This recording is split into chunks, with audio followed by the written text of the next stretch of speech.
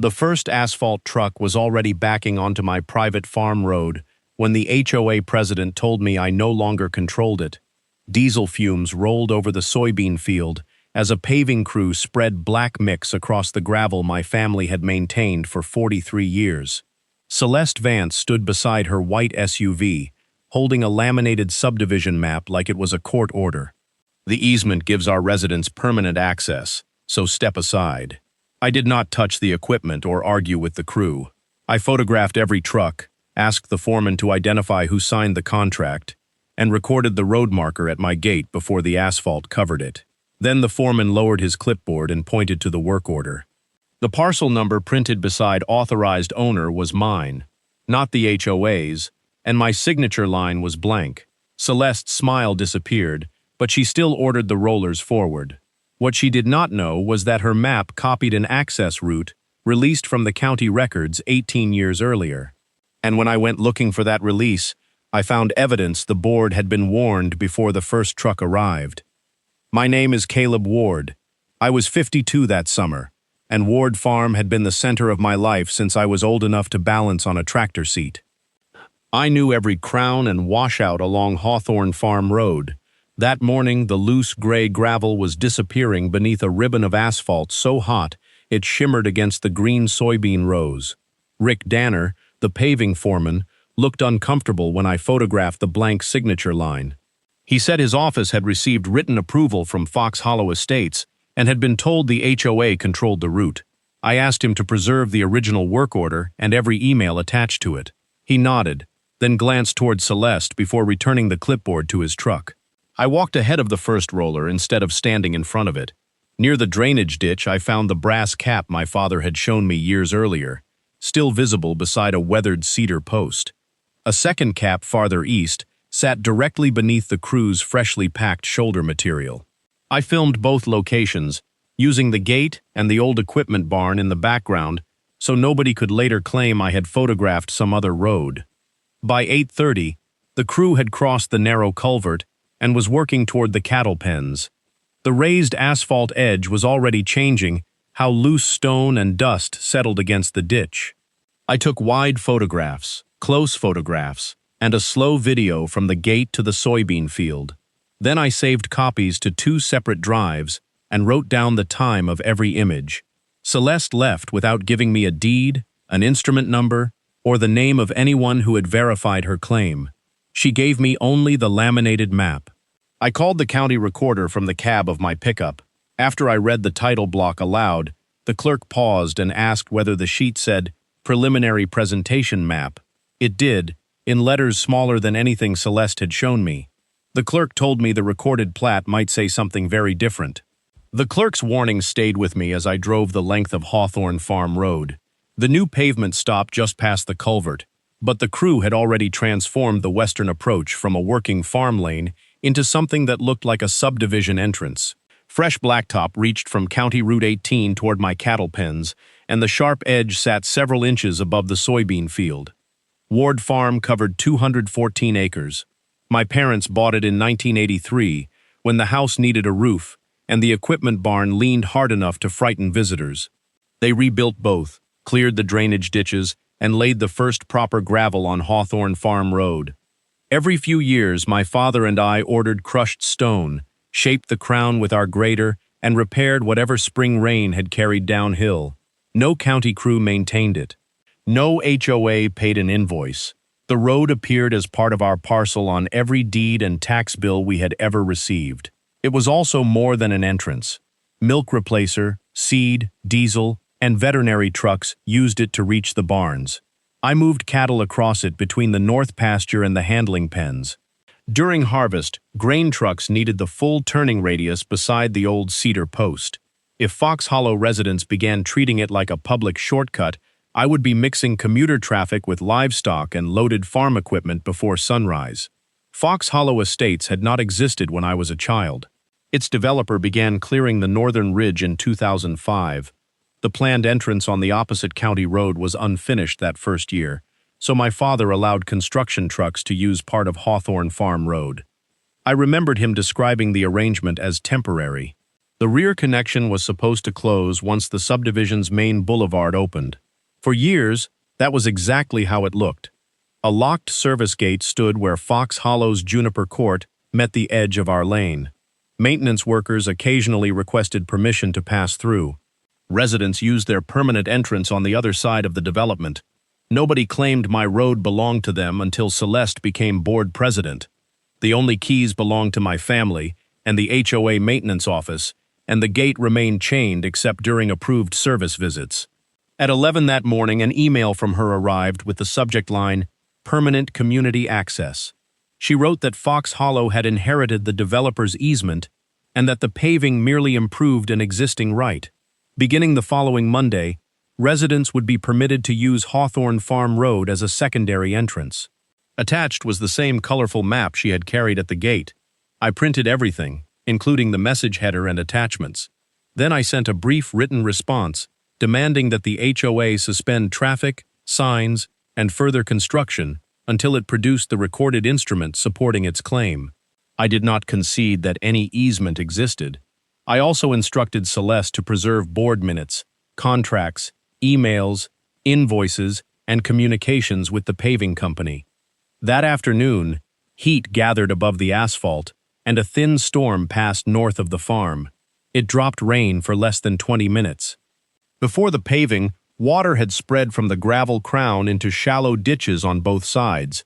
Now it ran along the raised black edge and poured through one low point into my soybean rows.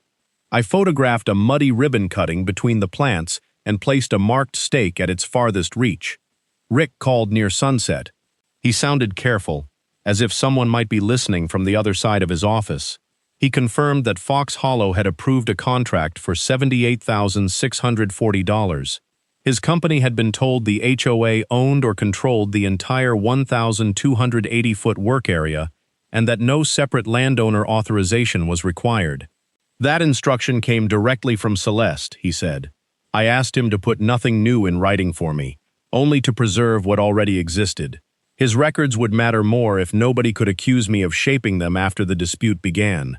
Celeste replied shortly before midnight. She rejected my demand and cited a bold dashed line on the attached 2005 map.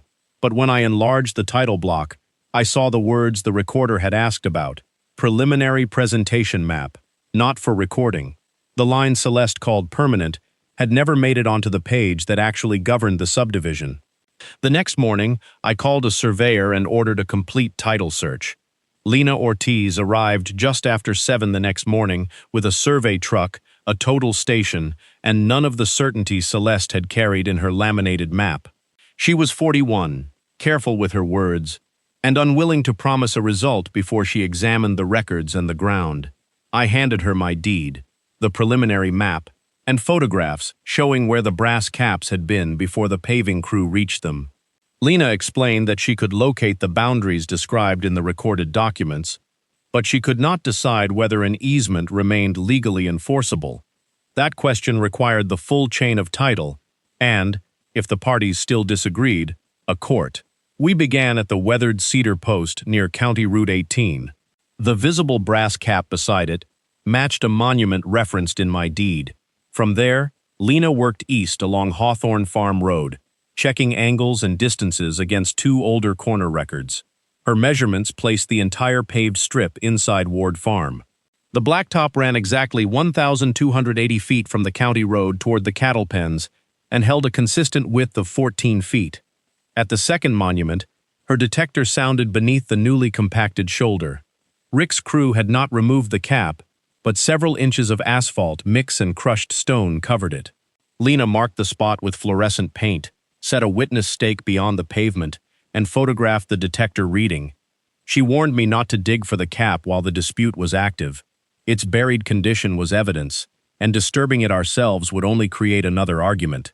Before we left the farm, Lena measured the offset from the buried cap to the cedar post and tied both positions to the equipment barn and county road center line. She downloaded the raw field data, sealed a copy in the project file, and gave me a dated photo log. That mattered because the pavement itself could be removed later, while her measurements would preserve exactly where it had been placed. She also traced the edge of the new shoulder across the old ditch profile. The asphalt had not simply covered gravel, it had widened the working surface toward the soybean field and compressed the shallow channel that once carried stormwater away from the rows. By noon, we were at the recorder's office with dirt on our boots and a list of instrument references from my deed. The clerk retrieved the document Celeste had never shown me. It was a temporary construction access easement, recorded in 2005 between my father and the developer of Fox Hollow Estates.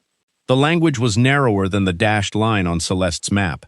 It allowed the developer, its contractors, and construction vehicles to use the western 1,280 feet of Hawthorne Farm Road while the subdivision's permanent boulevard was being completed.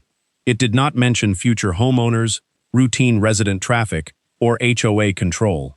It also required the developer to repair damage caused by construction use. The instrument referenced a termination condition, but the clerk found something even clearer under a separate entry from 2008. The page carried my father's signature, the developer's signature, a notarial acknowledgement, and a recorder's stamp. Its title read, Release of Temporary Access Easement. I recognized my father's handwriting before I finished reading the first paragraph.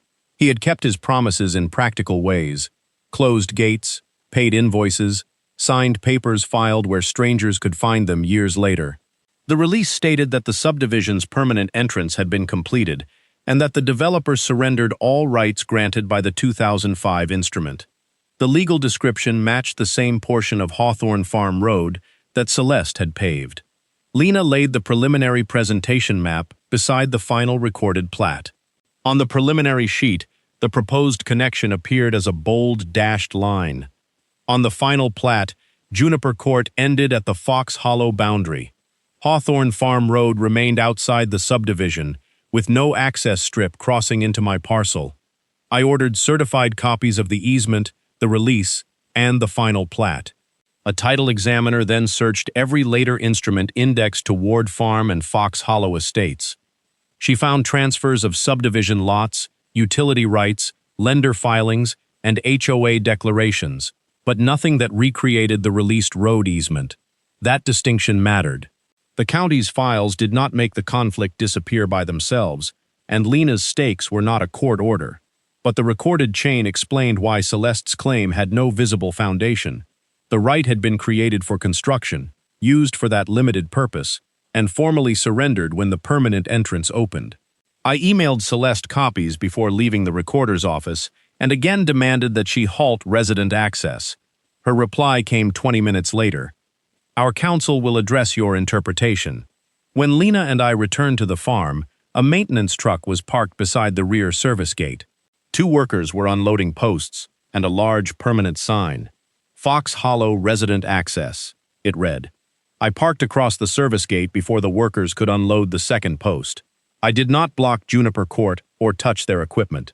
I stood on my side of the boundary, handed each man a copy of my written notice, and showed them the certified release. Their supervisor read the first page, called someone at the HOA office, and told his crew to put the sign back on the truck. Celeste arrived 10 minutes later. She stayed inside her white SUV and filmed me through the windshield, while Lena finished photographing the unopened sign package. By evening, Fox Hollow residents received an email accusing me of obstructing a lawful community improvement and interfering with emergency access. It did not mention the 2008 release, the final plat, or the blank authorization line on the paving order.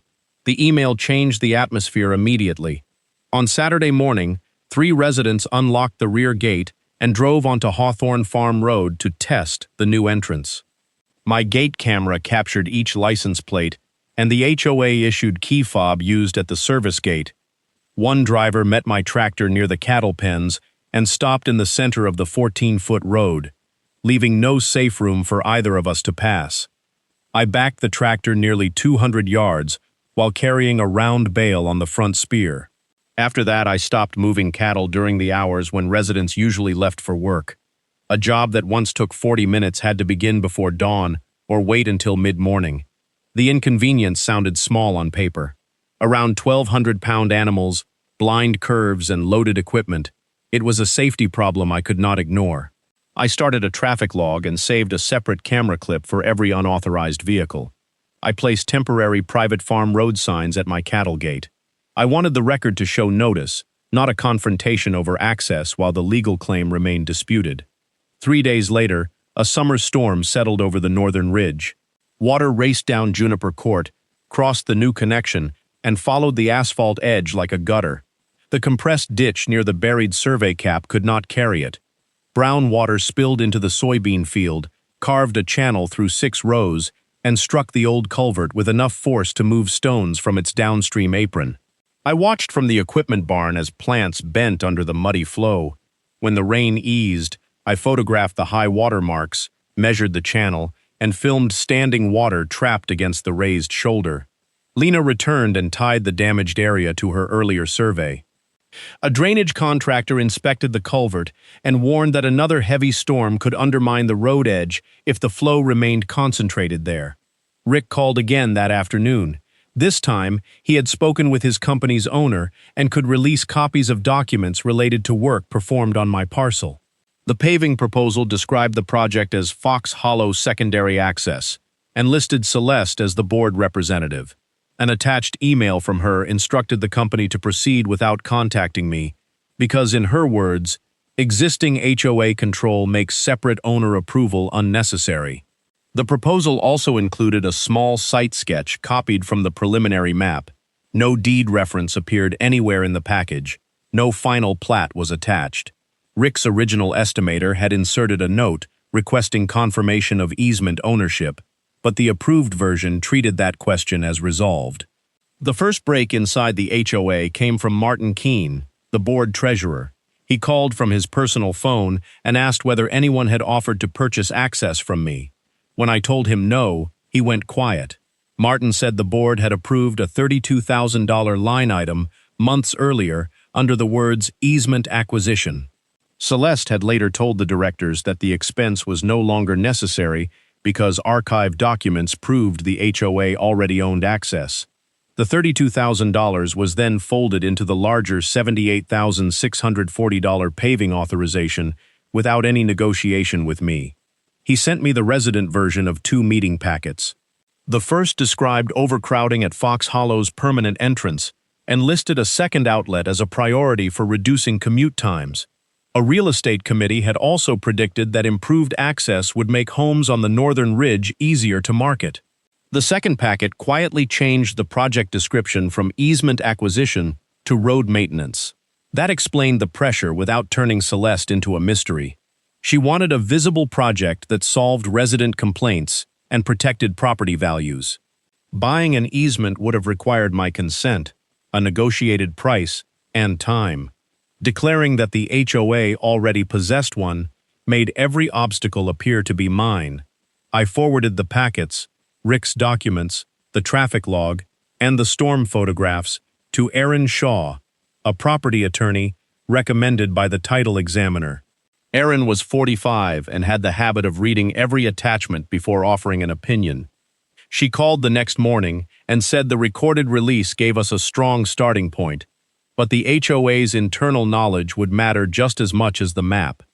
Then she asked me a question I had not considered. Did Martin mention the legal memorandum they received 6 weeks before paving? He had not, but by the end of that day, Aaron had confirmed that such a memorandum existed and that Celeste had received it. Aaron's first letter to Fox Hollow was 12 pages long and deliberately uninteresting. It contained no threats, no inflated damages, and no demand that Celeste admit wrongdoing. It identified the recorded documents, attached the survey, preserved the traffic and drainage evidence, and required the HOA to stop routine access and further work on Hawthorne Farm Road. The response came from Fox Hollow's litigation attorney 2 days later. The HOA maintained that the 2005 easement had passed from the developer to the association and argued that the 2008 release did not eliminate every possible access right. It also suggested that years of maintenance visits and occasional emergency use might support an alternative claim based on historical use. Aaron did not try to settle those questions through angry letters. She filed a civil complaint seeking a declaration of the parties' rights, quiet title relief concerning the claimed road interest, damages for trespass and drainage alteration, and an injunction against routine HOA traffic. The complaint attached the recorded easement and release, but treated Lena's survey as location evidence rather than as a substitute for the title record. At an expedited hearing 5 days later, the judge did not decide ownership from the bench. Instead, both sides agreed to a temporary order preserving the situation while the evidence was developed. Residents could not use my road as a secondary entrance. The HOA could not install signs, perform more construction, or alter the monuments. Genuine emergency responders remained free to act if conditions required, but Fox Hollow already had an open permanent entrance for normal access. The quiet after that order felt unnatural. The asphalt remained, dark and hot beside the soybeans, but the commuter traffic stopped. I could move cattle without checking the gate camera first. Meanwhile, Aaron began building the case document by document. Fox Hollow's lawyers initially emphasized historical use. We answered with 17 years of gate records, maintenance requests, photographs of the chain, and emails asking my permission for service visits. The HOA office possessed one key, but the written record showed why. It allowed limited maintenance access when requested, not unrestricted resident travel. The service gate had never functioned as an open subdivision entrance. The more difficult issue was the legal memorandum. Attorney communications are not automatically available merely because they are useful to the other side. Fox Hollow's answer, however, asserted that the board had relied in good faith on legal advice when it approved the project. Aaron challenged that defense because it placed the advice itself at issue. After a conference with the judge, the HOA withdrew the broader defense and agreed to produce a limited set of communications concerning whether an easement existed before paving. The memorandum was dated 6 weeks before the asphalt trucks arrived. It identified the 2008 release by recording reference, warned that the preliminary presentation map was not a conveyance, and recommended negotiating a new easement before authorizing construction. It did not predict that Fox Hollow would lose every possible legal argument. It simply stated that the current title record did not establish the permanent resident access Celeste wanted. An email trail showed that Celeste forwarded the memorandum to Martin and 2 other directors. Her message called the release an old technical issue and promised that she would handle the landowner. No one contacted me. At the next board meeting, the official minutes described the title question only as a mapping inconsistency and recorded Celeste's statement that the HOA possessed sufficient access authority. Martin's testimony was uncomfortable to watch. He admitted voting for the $78,640 paving contract because he believed Celeste had either cleared the title problem or completed the $32,000 acquisition plan. He had never seen a signed agreement from me. He had also never asked for one. Celeste defended her decision during her deposition. She said congestion at the main entrance had created years of resident complaints and that another access point would improve safety, convenience, and home values. She believed the developer had always intended Juniper Court to connect with Hawthorne Farm Road. Aaron asked whether intention could replace a recorded property right. Celeste answered that lawyers could disagree. The damages developed separately. A civil engineer mapped the altered runoff and concluded that the raised pavement and compressed ditch concentrated water toward the soybean field and culvert. His estimate placed asphalt removal and gravel road reconstruction at $31,800. Drainage and culvert repairs added $8,600. An agricultural consultant documented $4,700 in crop loss and soil restoration. Survey, title, and expert expenses had reached $6,300. Those figures were not a jackpot. They represented what it would take to restore the road, repair the water path, replace lost production, and prove why the work was necessary. Aaron kept our legal expenses separate because any contribution toward them would depend on the eventual ruling or settlement. During the final pre-hearing conference, Fox Hollow offered to keep the asphalt in place while limiting resident use. I refused because the pavement continued changing drainage and left their claimed entrance physically connected to my farm. Aaron responded with a restoration proposal, supported by the engineer's drawings. Lena prepared a simple overlay showing the preliminary dashed route beside the final plat and her measured boundary line. the judge scheduled the decisive hearing for the following Thursday. The recorded instruments, survey, gate history, contractor file, board packets, engineering report, and limited legal communications were all admitted for consideration subject to specific objections. On Wednesday evening, I closed the cattle gate and looked down the empty strip of blacktop. For the first time since the trucks arrived, there was nothing left for me to photograph. All I could do was wait for the documents to speak. The hearing took place in a courtroom small enough that every turned page could be heard. There was no jury and no dramatic audience. The judge was considering the recorded rights, the request for permanent relief, and whether the remaining damage issues needed a separate trial. Fox Hollow presented its case first. Its attorney placed the 2005 preliminary map on a display and traced the dashed line from Juniper Court to Hawthorne Farm Road. The developer, he argued, had designed the subdivision around a secondary connection. The HOA had inherited responsibility for community access, maintained the service gate, and used the route when needed. The association had spent $78,640 improving a road it reasonably believed it had the right to use. It was a coherent story. If the preliminary map had been the only document, or if the later records had been silent, it might have created real uncertainty. But Erin did not answer it with a speech about fairness. She started with the instrument that created the right. The certified 2005 easement described temporary construction access over the western 1,280 feet of Hawthorne Farm Road. Its stated purpose was to serve contractors, while Fox Hollow's permanent boulevard was incomplete. The developer, not the future residents, was the identified holder.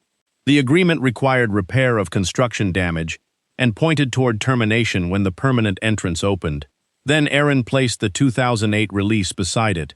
The same developer who received the temporary right had signed the surrender. My father had signed as the owner of Ward Farm.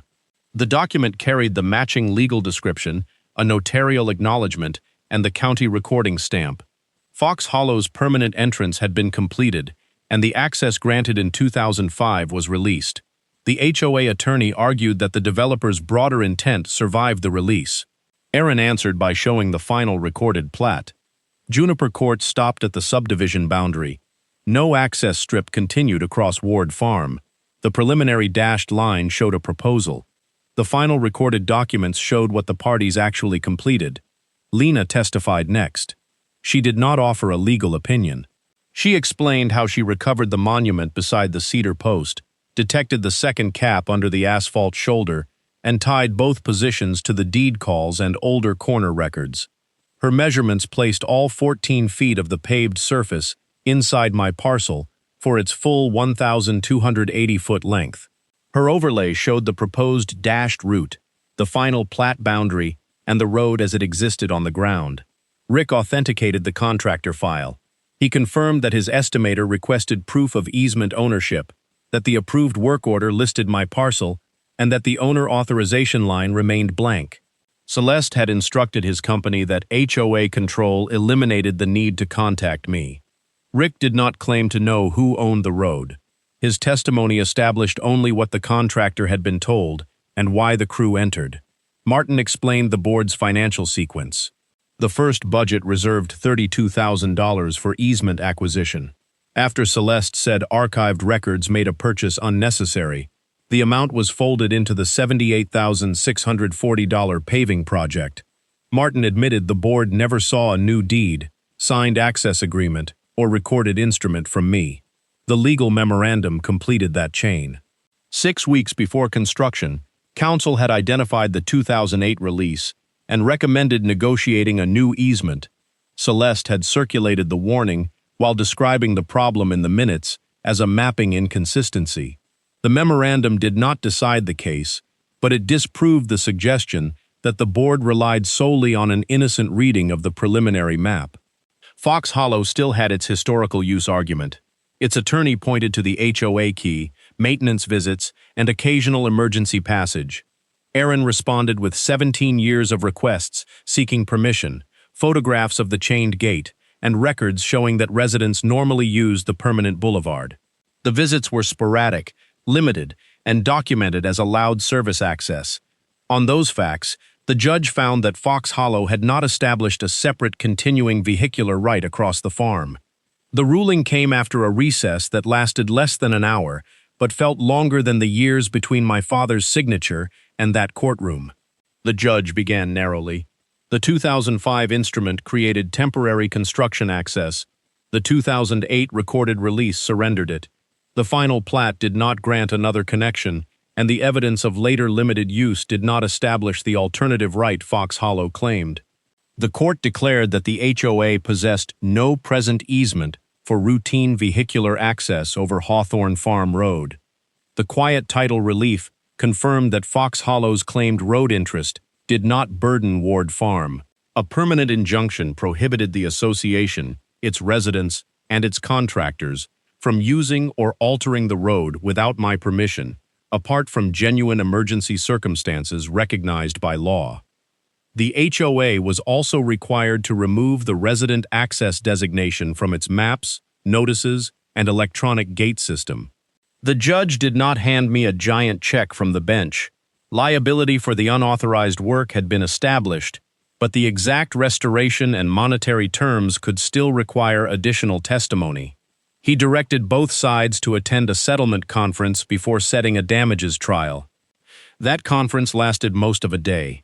Fox Hollow wanted a cheaper repair that left portions of the asphalt base in place. Our engineer explained that the remaining material would continue constricting the ditch and would not restore the road's original crown. By late afternoon, the HOA accepted the full restoration plan. The written settlement totaled $79,400. It allocated $31,800 to asphalt removal and gravel road reconstruction, $8,600 to the drainage ditch and culvert, $4,700 to crop loss and soil restoration, $6,300 to survey, title, and expert expenses, and $28,000 as a negotiated contribution toward my legal costs. The payment was compensation for documented losses and case expenses, not a windfall. The agreement required Lena and the engineer to approve the completed work. Fox Hollow had to seal its rear connection at the subdivision boundary, correct its community materials, and notify residents that Hawthorne Farm Road was private. The permanent injunction remained in effect even after payment and restoration. Celeste signed on behalf of the HOA, but she did not look at me across the conference table. I did not need her apology. Her signature mattered, because this time it appeared on a document that described exactly what Fox Hollow could and could not do. 9 days later, a milling machine turned through my cattle gate. The sound carried across the soybean field like the morning the paving began. This crew brought something the first one had not: my signed restoration plan, Lena's survey overlay, a copy of the court-approved agreement, plus my original dated gate camera log. The milling work took 3 days. Lena remained on site while the crew stripped the asphalt and exposed the original gravel profile. Near the ditch, they removed the compacted shoulder by hand until the buried brass cap appeared exactly where her detector had marked it. She documented its condition, verified its position, and supervised the reset before fresh stone covered the working surface around it. The road did not return to the past in one clean motion. Trucks hauled away broken asphalt. A grader rebuilt the crown. Crews shaped the shallow ditches, replaced the displaced stones below the culvert, and compacted crushed limestone in measured lifts. The muddy channel through the soybean field was filled and graded so water would spread toward the restored drainage line instead of cutting through the rows. After the next rain, I walked the full 1,280 feet with the engineer. Water moved along both sides of the road and passed through the culvert without pooling against the field. He signed the completion report. Lena added her certification, and the final restoration payment was released. At the Fox Hollow boundary, the HOA replaced the service gate with a fixed barrier that could not be opened into my lane for routine traffic. The electronic access option disappeared from the resident system. Corrected maps showed Juniper Court ending inside the subdivision, and every household received written notice that Hawthorne Farm Road was private and not a community entrance. The board dealt with Celeste after the restoration agreement became public. Martin told me the directors reviewed the legal memorandum the abandoned acquisition budget, and the statements recorded in their minutes. They removed her as president by board vote. Martin became interim president and introduced a policy requiring a current title review and recorded authorization before any future HOA project crossed property outside Fox Hollow. I did not attend that meeting. My dispute had never been about controlling their board. Once the maps were corrected, the road restored, and the injunction entered, their leadership belonged to the residents who elected it. The $79,400 settlement went where the documents said it would go: contractors, drainage work, crop and soil restoration, survey and expert bills, and part of the legal expense required to defend the farm. It did not make me richer. It kept Celeste's decision from making me poorer. Late one evening, I drove my pickup from the equipment barn toward County Route 18. The cattle had settled beyond the north pasture, and the repaired soybean rows held the last orange light. Beneath my tires, crushed limestone made the familiar loose crunch I had heard since childhood. At the gate, I stopped beside the weathered cedar post and looked back along Hawthorne Farm Road. The pavement was gone. The brass cap was visible. The ditch followed its old line, and no resident access sign stood beyond it. For the first time in many weeks, the place looked like a farm boundary again, not an invitation created by fresh black asphalt. Celeste had arrived with a laminated map and the confidence of someone who thought certainty created ownership. My father had left behind something quieter: a recorded release, properly signed and filed, waiting 18 years to be read. I closed the cattle gate and locked it. This time, the sound carried across my own road.